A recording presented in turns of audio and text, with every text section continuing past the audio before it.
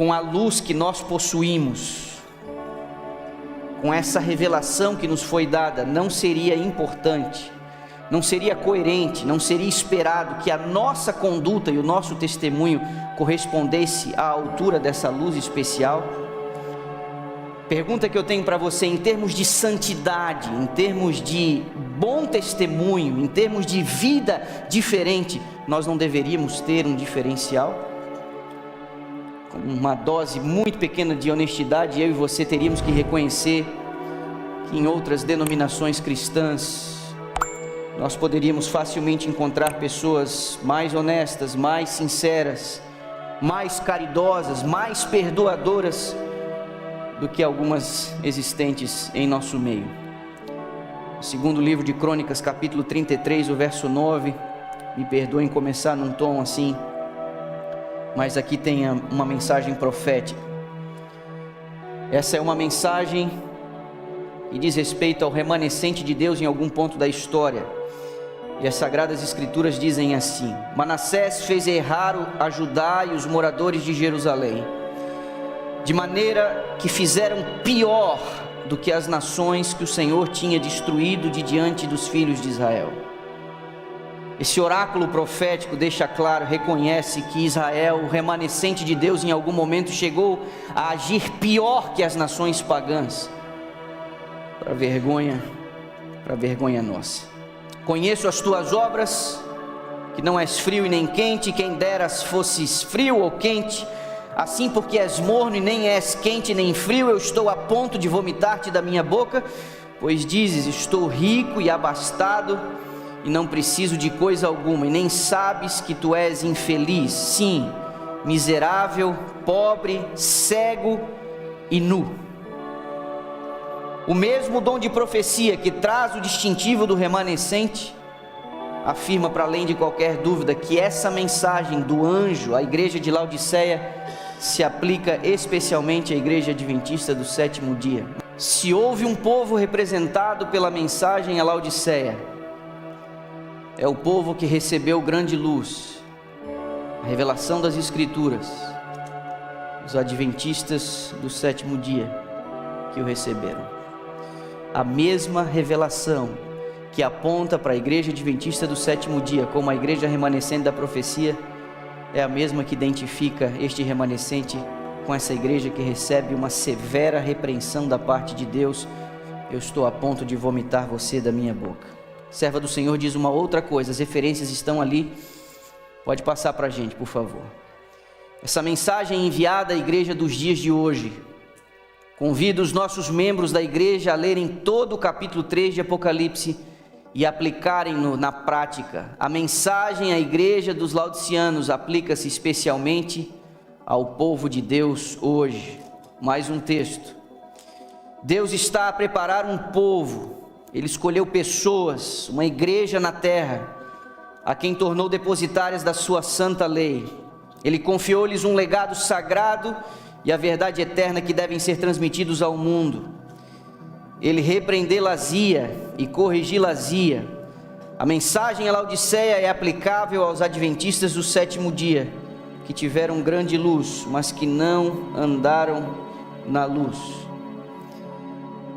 Para qualquer um que se arrisque ao orgulho de achar que porque pertence à igreja remanescente tem algum tipo de vantagem, eu lhes pergunto: seria possível a gente se orgulhar sabendo que, como corporação, nós provocamos náuseas em Deus? Esse recado à sétima igreja do Apocalipse diz respeito exatamente ao remanescente.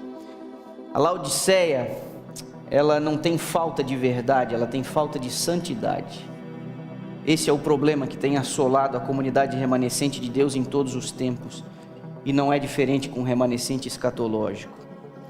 Há uma urgente necessidade de nós avaliarmos o tipo de vida que a gente vive, porque assim como Israel no passado achou que por possuir a verdade tinha alguma vantagem, mesmo quando não era fiel a essa verdade, alguns de nós corremos o mesmo perigo. A serva do Senhor ainda diz alguma coisa para a gente a esse respeito. Precisamos de cultivar a santidade bíblica, O pecado prevalece entre o povo de Deus. Pode passar aí, Marquinhos. A clara mensagem de reprovação enviada aos laodiceanos não é recebida. Ela continua. O povo de Deus deve ver os erros e despertar para um zeloso arrependimento e para um afastar dos pecados que o colocaram nessa deplorável condição de pobreza, de cegueira, de miséria e de terrível engano.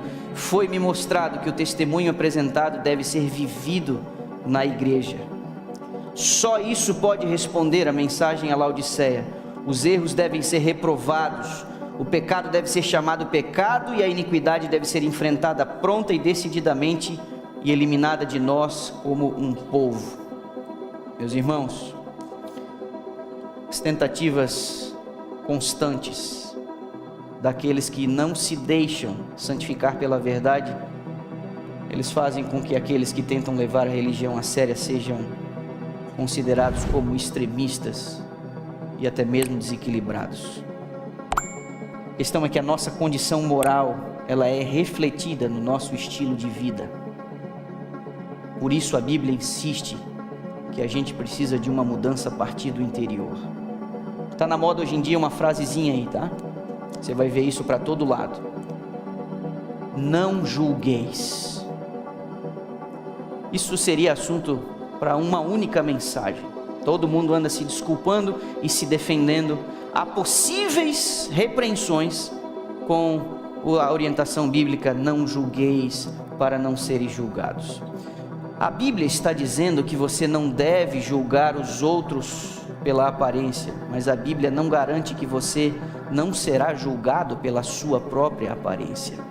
A Bíblia está dizendo que você precisa se guardar de não julgar o outro a partir daquilo que você consegue ver, mas a Bíblia não está dizendo que você não deve não se preocupar com aquilo que você está comunicando a partir da sua aparência e do seu estilo de vida. Já faz um ano que eu estou com um sermão guardado na gaveta. Confesso para você que ainda não reuni coragem para pregá-lo. Mas existe uma tendência atual de alguns acharem que aquilo que foi importante no passado não é mais importante hoje. Eu me lembro quando minha família precisou receber estudos bíblicos. A mensagem adventista chegou como uma bomba na família, assim. Depois de a gente entrar em contato com a Bíblia, e de a Bíblia trazer as orientações, as suas instruções, as suas repreensões, em vários aspectos da nossa vida nós ficamos sem chão. Foi muito difícil para os meus pais, para os meus irmãos terem abraçado a mensagem, porque aquilo os tornou muito diferentes de todos os seus círculos de amizades e de influência. Eu fico me perguntando hoje se a forma como nós nos vestimos de alguma maneira nos distingue dos demais. Um crente e um não crente. Se a maneira como nós gastamos o nosso dinheiro nos distingue de uma pessoa que não está se preparando para o céu. Se a maneira como nós usamos a indústria do entretenimento, que nós consumimos, se existe alguma diferença entre alguém que está aguardando a vinda de Jesus para os nossos dias e alguém que vive como se nada tivesse acontecendo apenas para satisfazer as suas vontades pessoais. Quão diferente nós estamos dispostos a ser para honrar esse distintivo da igreja remanescente que aguarda o retorno de Jesus Cristo. Aqueles que gostam desse tipo de abordagem, quando um pregador vem aqui na frente e começa a apertar o seu público, que flertam com legalismo, a estes eu posso dizer, seja você me ouvindo aqui ou assistindo isso em algum momento, já já a gente conversa, porque nenhum dos dois extremos a Bíblia admite como sendo correto.